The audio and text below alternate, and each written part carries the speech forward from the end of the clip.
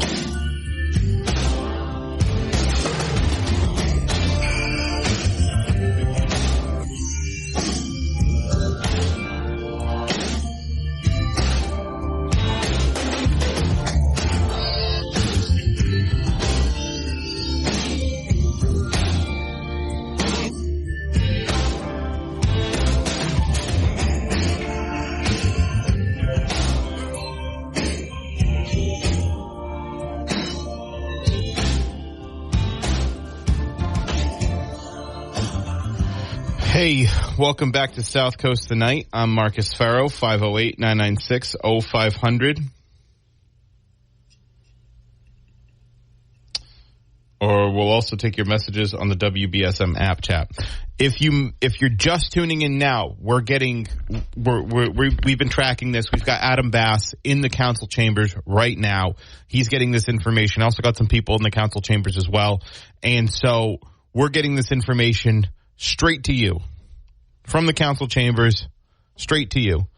And Adam is tracking the veto override votes on the rent stabilization ballot question, or the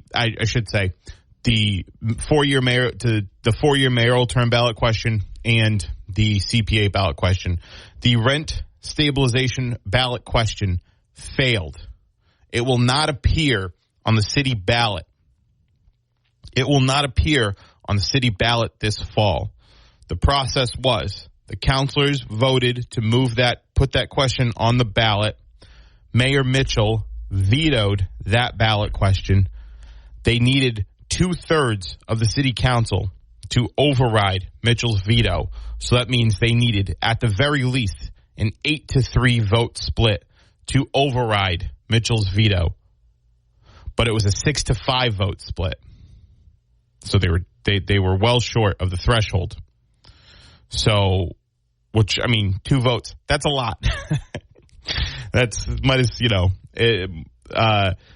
But you had some counselors change their mind, but you had Councilor Ian Abreu voted against it, Councilor at large. Ward 5 City Councilor Scott Lima voted against it. Councilor at large Naomi Carney voted against it. Councilor from Ward 3 Sean Oliver voted against it, and Ward 1 City Councilor Brad Markey. They voted against that ballot question, voted to sustain Mayor Mitchell's veto. Now what's up is the mayoral term, going from 4 years to 2 years. So that's up for discussion now. There's been there's some talking going on in the city council chambers, and we're going to hear more. Adam Bass is tracking that. We've got people in the council chambers.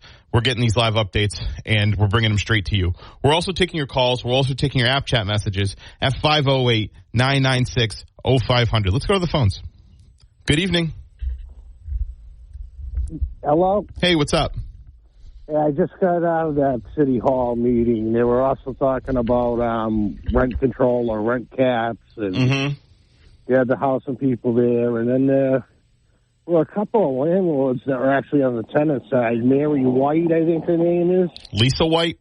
Lisa White, yeah. Lisa White was there. And another landlord.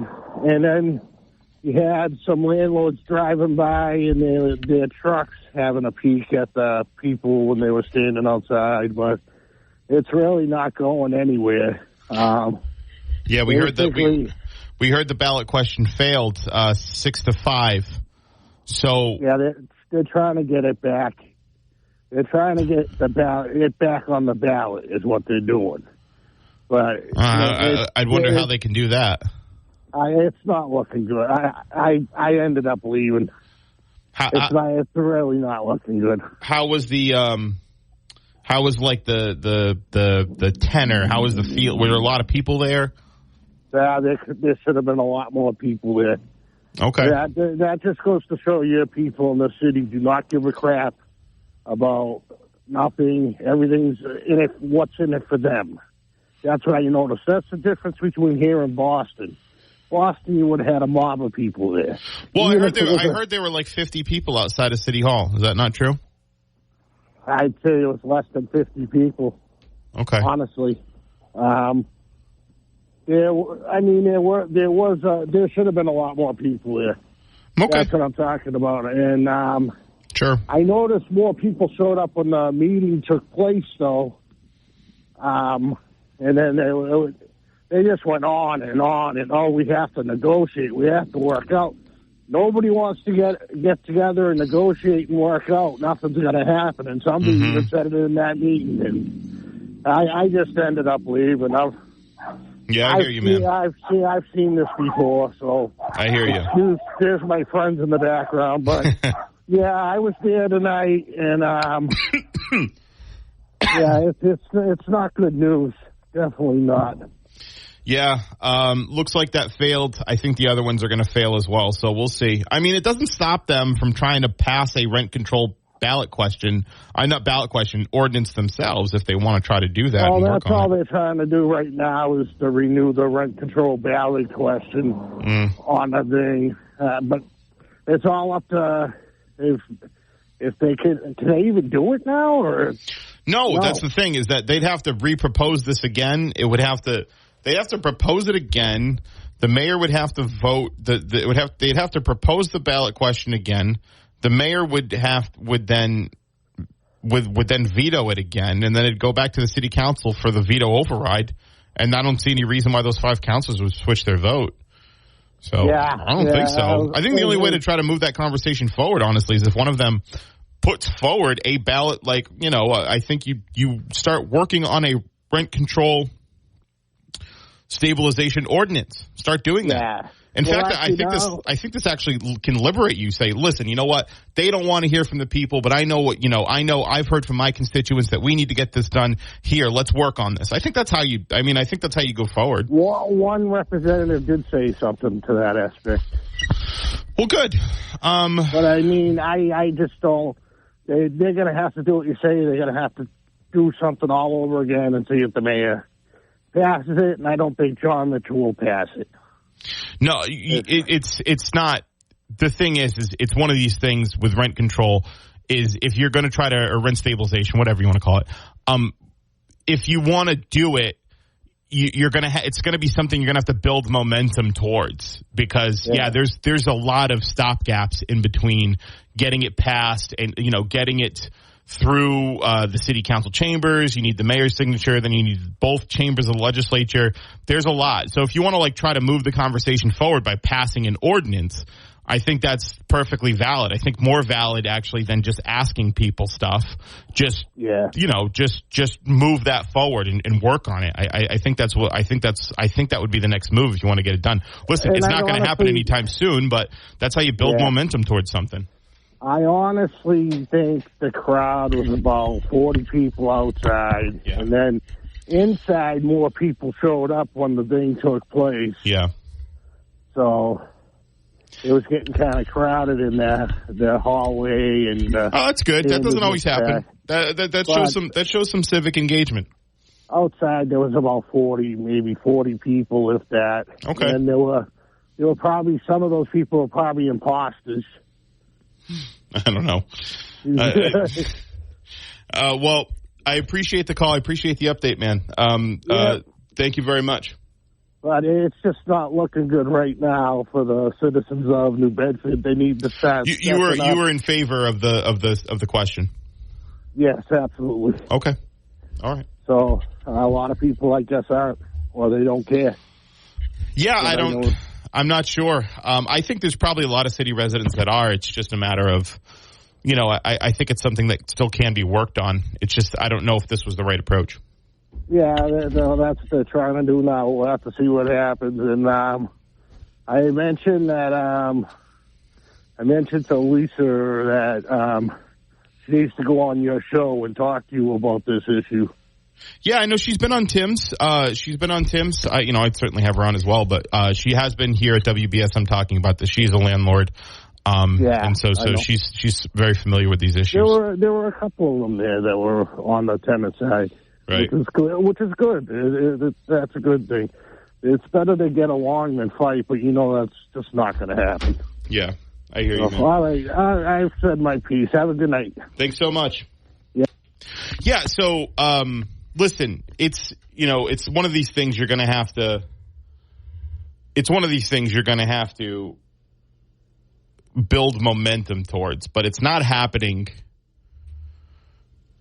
like... I think if you're in a position where you're a city councilor and you really support rent control or rent stabilization, despite the fact that this ballot question failed, there's nothing stopping you from trying to move a ordinance forward. You have the power to write ordinances, submit them send them to committee. If you got 6 votes, right, you can send them to committee and work on something. It's not the end for the issue. I think...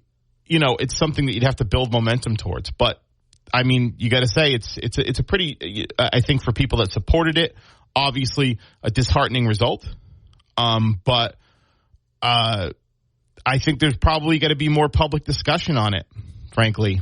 There probably has to be more public discussion on it if you want to move people in that direction. But looks like 6-5, that fails. We're waiting on the 4-year to 2-year mayoral term. That one. See, here's the thing with rent control and rent stabilization. Here's how I felt about it. So as a policy, I can be convinced, right? But I thought that you had something like this ballot question that represented the tensions that a lot of people are feeling, the pressures that a lot of city residents are feeling, and a lot of residents in the South Coast are feeling, right, even in Fairhaven, Dartmouth, et cetera, about the availability and affordability of housing, right? And there's been a lot of robust discussion on this, right? And it's a really important issue, maybe the most important issue right now in the Commonwealth. But the problem I think it also ran into is that it was made to look less serious than it is by being sandwiched between 2 other ballot questions, the 4-year term, 2-year term, the thing that people just voted on, and the CPA question that was based on basically the whimsy of one city councilor, the city council president.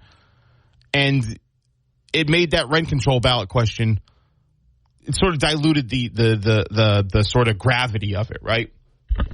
It's like, oh, well, it just sounds like now, instead of saying, hey, listen, we really want to hear from you guys on this really important issue that we think is going to help the serious housing problems that a lot of you are facing, right? Even if you think it's the wrong policy, whatever, besides the point. If you think it's the right policy and you want to put it forward and you want to say, hey, let's get a temperature check, let's try to build momentum towards this. But then it's just when you throw in, well, by the way, Linda Morad got phone calls on the CPA, so let's gut that, objectively successful program. Let's see if people want to gut that, even though one counselor said they got phone calls, nobody else said they got phone calls on it. And then, let's see if people want a 4-year term or instead of a 2-year term, even though they just voted on that 4 years ago. 5 years ago. It just makes it look like, all right, we're just asking people stuff today. We're just asking people stuff. That's going to be our big thing today. We're not going to do the things, we're not going to do the work. We just want to ask you, how you feeling? You know, what's up? What you feeling? What do you think about this? And I think that diluted a really important policy discussion. Now, I do want to give credit to specifically Councilor Burgo, because I think there's been a lot more robust discussion on housing. I think that's in large part due to a lot of advocacy he's doing, that Carl Alves is doing, that Reverend Lima is doing, right? I think they're doing a lot of really important work with housing, and there's a lot being done. Mayor Mitchell's 22-point housing plan that he's been on to talk with us about, and Josh Amaral, the Director of Housing and Community Development, has been on to talk about. That's all really important.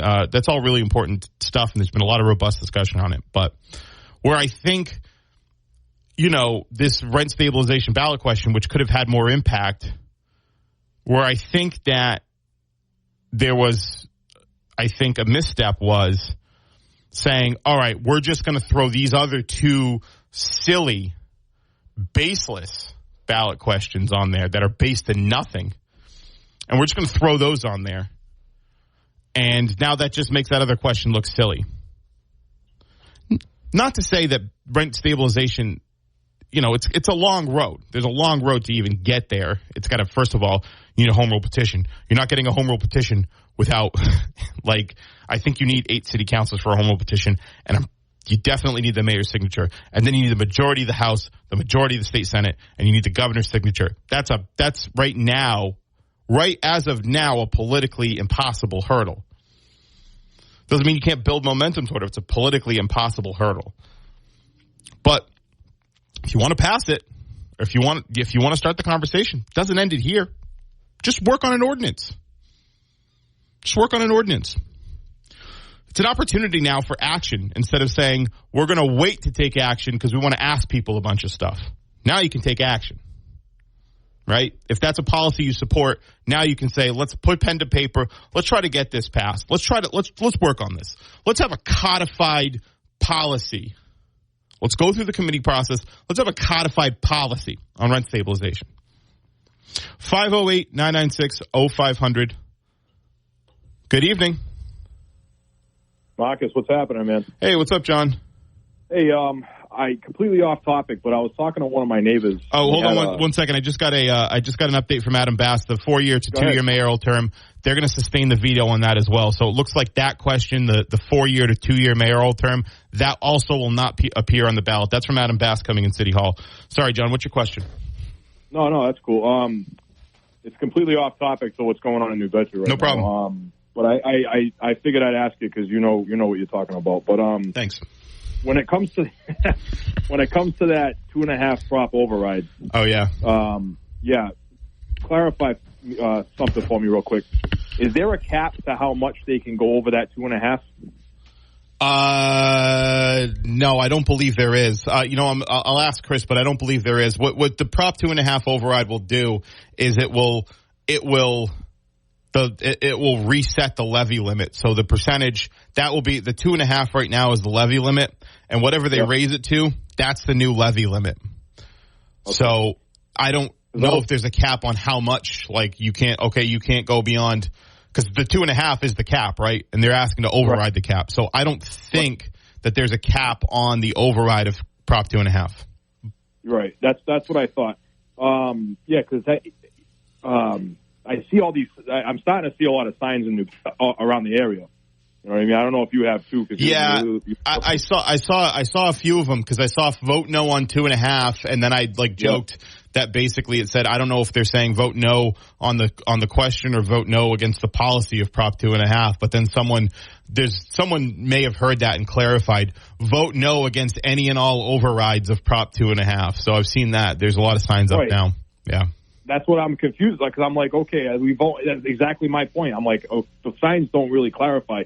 But anyways, my neighbor, he was all worried. I'm doing it because I don't want my taxes raised. And I said, okay, well, I threw this one at him. I said, well, it's raised. They're raising it to try to fund the first responders. You know what I mean?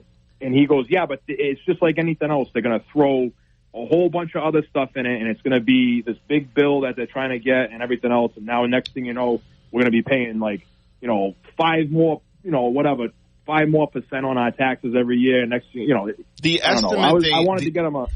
Yeah, go ahead. The estimate they gave is per year, I believe, $11 per $100,000 of value. That's what Selectman Corey had said. Right. Yeah, that's what I thought. But I didn't know if he said that there was. Now they can take that back, right, and bring it back down to 2.5% once they get the funding they need. Yeah. So it's the levy limit. So what they it'll raise the levy limit. That doesn't mean the levy limit will increase beyond 2.5 every year after that, but it means they have the ability to do that. I'm pretty sure. That's what it is. That's what he was. I think that's what ththese people are kind of getting worried about. You know what I mean? Yeah. And if they want to raise the levy limit again, they'll have to go back to. They'd have to go back to the ballot, but it raises for a year. They have that if that passes the next year, they raise that levy limit. They try to fill in that budget shortfall, which they said I think is $450,000, something like that. That budget shortfall, and they said it's going to cost that much, $11 per 100,000 per household. But that new levy limit, which was 2.5 before. Whatever they set, that's the new levy limit for the town. That's the override. And that's the levy limit. In May, right? What? That's happening in May, the vote? The vote is happening, either May or late May or early. It's either, I think it's early June. Okay. I think it's like the first week of June. I will figure that out. Yeah. I'll talk to you again anyways before then. But no. Oh, yeah. Where can I go to find the documents? Where can I go to find? Fairhaven Fairhaven on their website has a calculator, I believe, for Prop 2.5. If you just Google Prop 2.5 override Fairhaven, they on their website have a calculator. You can also just like mass.gov, just Google like Prop 2.5 override Massachusetts, and they have a lot of information on their state website as well. Yeah, I'll do that. I'll pass the information on to my neighbor. Hey, Thanks, Marcus. All right, man. No problem.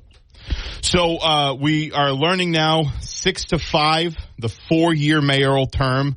They're trying to bring it back from 4 years to 2 years. That also will not appear on your ballot. That's a 6 to 5 vote. We're trying to get the total votes. We'll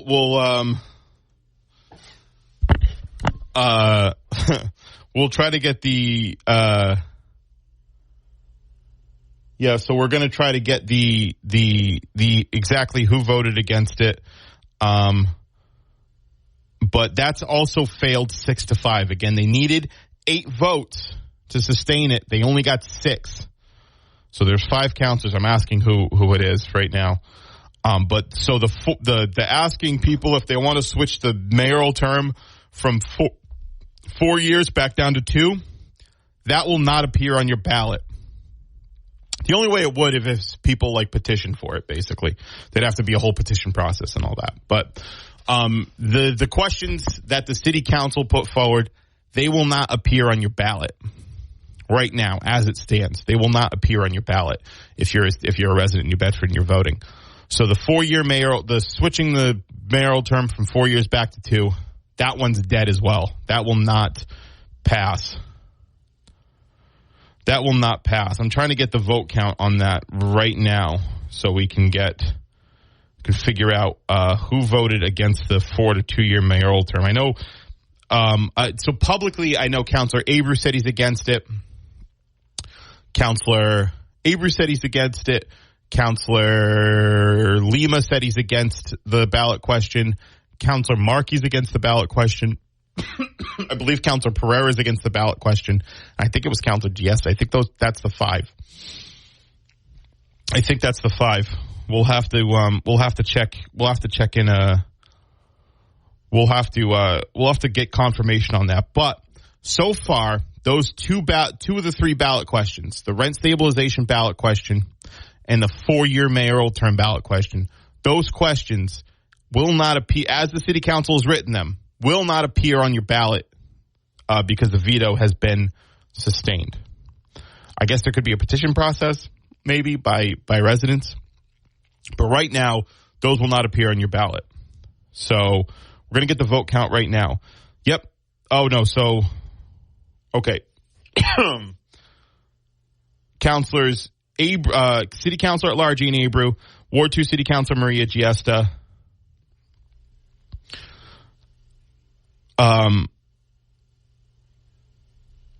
just getting the updates from Adam Bass. Ward 2 City Councilor, Councilor at Large Ian Abreu, Ward 2 City Councilor Maria Giesta, Councilor at Large Naomi Carney, Ward 6 City Councilor Ryan Pereira, Ward 1 City Councilor Brad Markey, and Ward 5 City Councilor Scott Lima. Oh, sorry. Need a water once we take a break. I'm out of water, so make a trip to the cooler.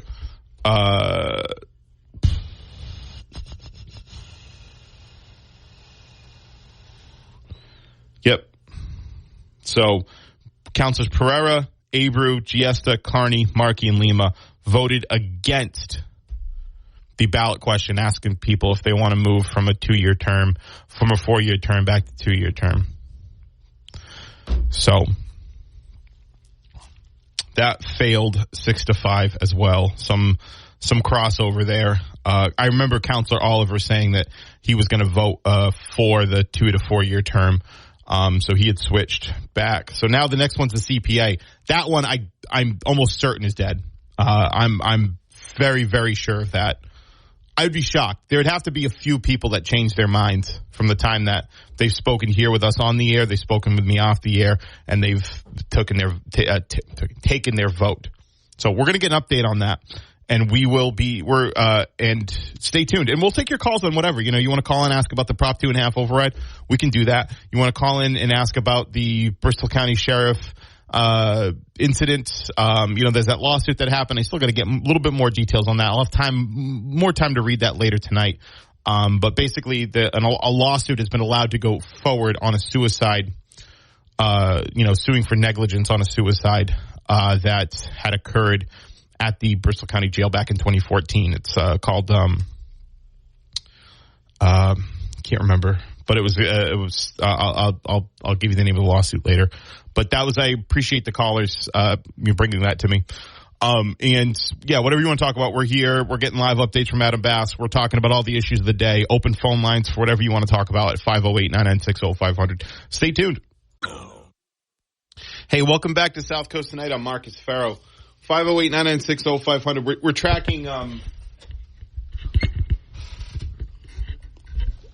tracking, the city council meeting where the ballot questions are up for debate. We're talking about open topics, basically. Whatever you want to talk about, we can talk about. We got Adam Bass there. I've got some people in the council chambers as well giving me some updates.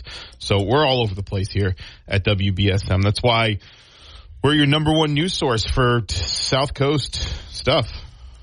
And that's a catchy slogan, isn't it? Checking your app chat messages. Too. We've got somebody asking, basically saying, wow, I really wanted rent control. Yeah, I don't know what to tell you. I guess the only thing you can do is just, ask one of your city councilors to put forward an ordinance. It's not going to pass, but get the conversation going. There's nothing stopping people from getting that conversation going. That ballot question is not the only way to get that conversation going. So if you want to do it. It's not a solution. It's something that, know that it's something that's going to take a lot of work, years of work to build momentum towards, if it ever does. So, but, I think they still do it. Because these are non-binding anyway. It's just asking people stuff. So just ask your council to do it. So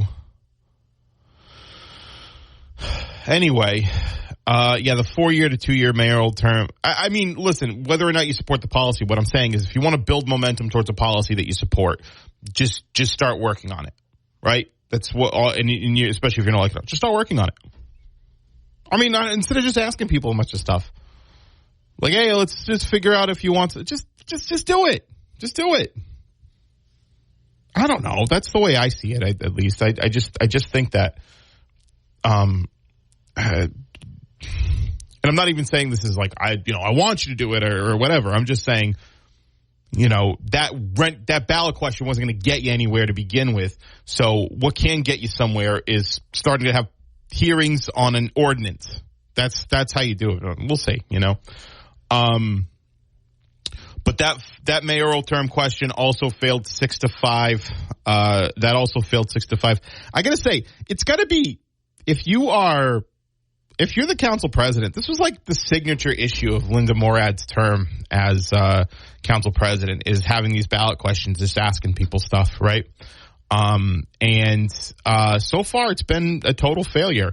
We'll see if the CPA question, that's got to be dead on arrival. We'll figure it out. We're still getting live updates from Adam Bass. We're still getting live updates from people in the council.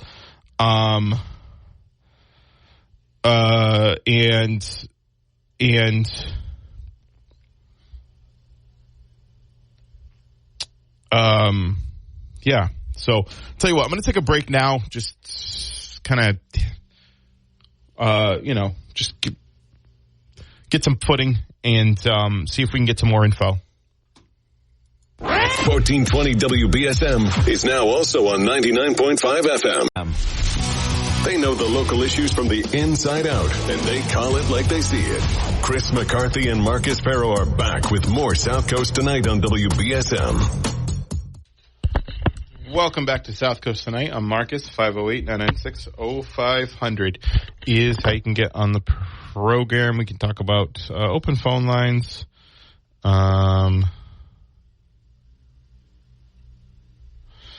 Someone's asking about the Tucker Carlson. I know Chris had said Tucker Carlson's still getting paid by Fox News. Last night, I don't. You can talk more about that tomorrow.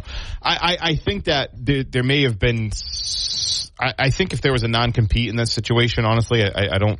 He went on Twitter and just, if he's getting paid, there might be a buyout in his contract. I don't know. I didn't have that information. That was my coach, but I'm sure he'll tell you where he got it tomorrow when I'm with him. So someone's asking where that information came from. I was Chris's information. He'll tell you if you want to call in and ask him tomorrow. Sure, he'll tell you. So 508-996-0500.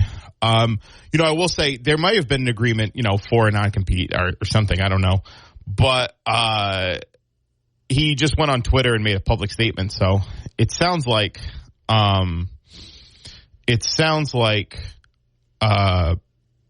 if there was an agreement for a non-compete, he broke it by broadcasting.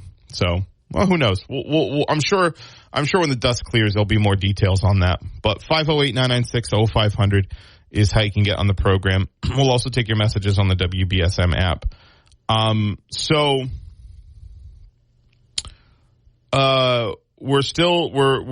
They haven't voted yet on the CPA ballot question. Again, the 2-year mayoral term and the rent control question, those have failed.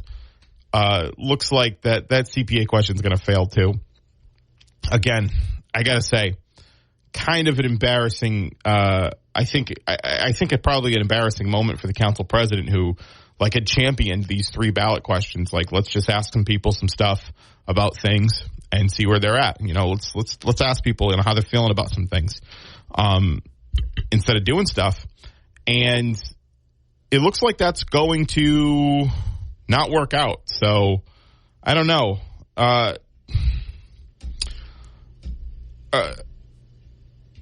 Yeah.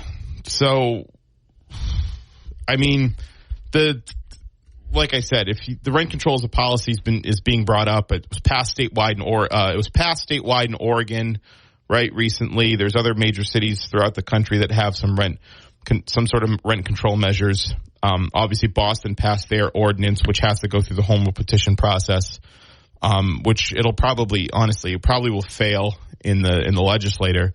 But it's not like an illegitimate policy proposal. The other two questions were absolutely illegitimate because they were based on nothing. They were based on whimsy and a grudge with the mayor, right? The CPA question in the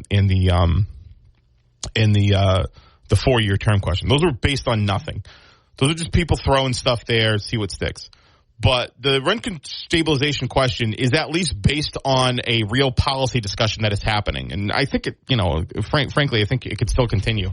There probably just has to be a little bit more legwork done on it. So 508-996-0500, that's how you can get on the program. We'll also take your messages on the WBSM app. We're still waiting on the CPA question. Adam Bass is still in city council. I think they're talking about it now. There's probably going to be some comments made on the record about the CPA question and all of that. So we'll see how the votes fall. But I would be surprised. I think this might actually be because the other two were 6-5. I'd be surprised if the majority didn't vote to sustain Mitchell's veto on this. Because I think most of them have come to their senses on it. It was always a groundless and ridiculous question to ask, just based on the good the program does, and just sort of based on some of the things we've heard from the other counselors about who's getting phone calls from whom. We only had one counselor say they got phone calls about this. The others haven't, and some have actually gone as far to say they don't believe that there's really any objection to the program at all. So that one was really kind of a ridiculous and baseless question to ask, to sort of just muse aloud about whether or not they should gut, tens of millions of dollars of funding for important projects like housing. We'll see how that question pans out, but we'll also take your calls at 508-996-0500. That's how you can join us this evening. We can also take your messages on the WBSM, on the WBSM app. We had New Bedford Mayor John Mitchell in. Last night, actually. We talked about a few things. The State of the City is next week. It's on Wednesday at noon. 12:30, something. I don't know. I'm going to be there. He's going to be at the state. He's going to do the State of the City. We talked about the ballot questions and his objections to them. We talked about, sort of the rooming house fire and some of the follow up and the investigations on those code violations. It was a really good interview. You can check it out on WBSM.com, the podcast, the WBSM app, Spotify, Apple, Amazon Music, really anywhere where you get your podcast. Also, if you have an Alexa, I just got one. If you have an Alexa, you can ask, hey, Alexa, play 1420 WBSM. I know there's an ad about that, but it's pretty cool. It is pretty cool. So we'll take your messages on the app chat. We'll take your calls at 508-996-0500. And we're going to take a break. Hey, welcome back to the show. I'm Marcus. 508-996-0500 is how you can get in the program. We're still waiting on the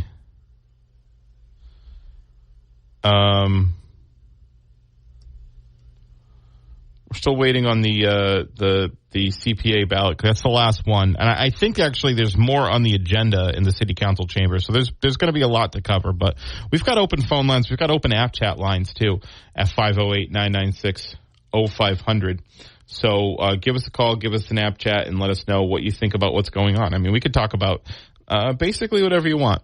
We're just waiting to hear from Adam Bass. We're just waiting to hear from Counselor at Large Ian Abreu, but there's a lot going on. Tucker Carlson still is fired, right?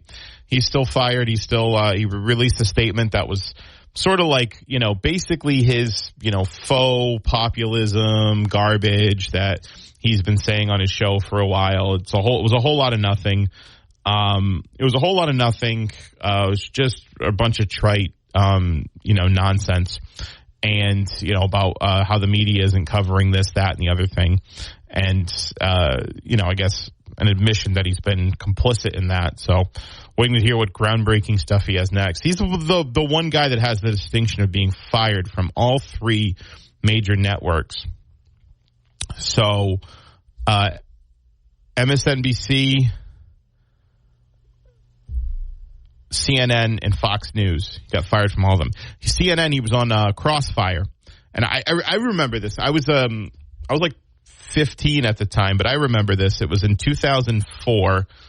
Jon Stewart went on an episode of Crossfire. That was when they had like the left guy and the right guy, and they talked about stuff and had civic debates or whatever.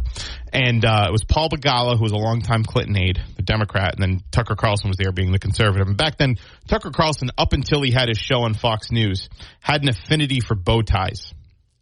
I don't know if you remember that. Tucker Carlson loved bow ties. At the time, he had a bow tie on.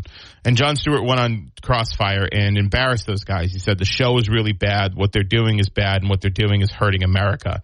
And it was a total exoriation, and they were caught completely off guard about it. And then Tucker was like, oh, are you calling me stupid? And Jon Stewart said, no, I don't think you're stupid because those ties are hard to tie. And so it wasn't that long after 2005, I think, CNN decided not to renew Tucker Carlson's contract. Then in 2008, I think around 2008, he got a show on MSNBC called Tucker. Again, loved the bow ties. And it didn't last very long either. And then he started the Daily Caller, which was an online right-wing publication. I think it's still around. I think it's been, sort of dwarfed by the other ones that have popped up fairly recently, but and so he'll probably find some other outlet. I remember when Glenn Beck got fired from Fox News, he started that Blaze network, right? And he did pretty well, actually. I think he made $80 million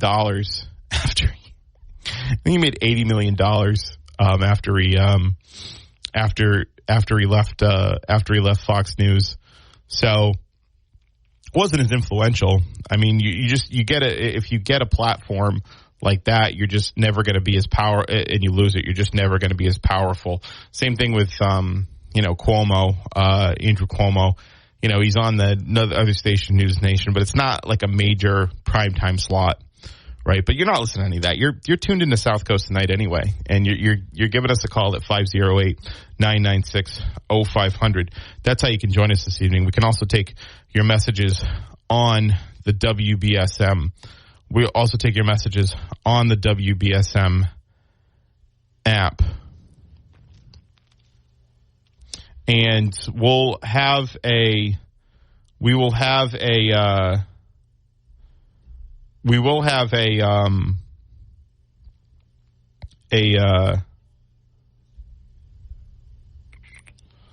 update on the CPA ballot questions too. We're just waiting. I guess people are talking. They're saying stuff. You get some time on the floor to talk it out, right? To talk out, see what the issues are. If you were at the meeting, right, or if you're still at the meeting, give us a call at 508-996-0500, or give us a message on the WBSM app. Oh wow. Whoa, wow. Oh, God. CPA failed 3-8.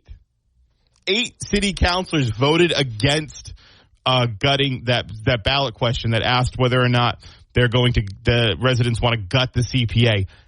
3-8. 3-8.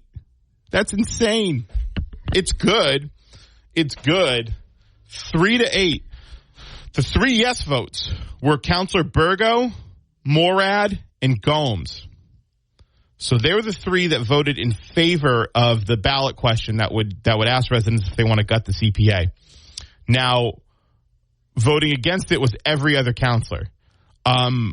So I want to congratulate those 8 counselors that had the good sense to vote against that and really took a stand and made a statement on the CPA program. So we'll get into that. We'll get into that in the 9:00 hour. That is a major development that the 3-8. Oh, man. Oh, wow. Jeez. Council Moore had rinsed by Mayor Mitchell once again.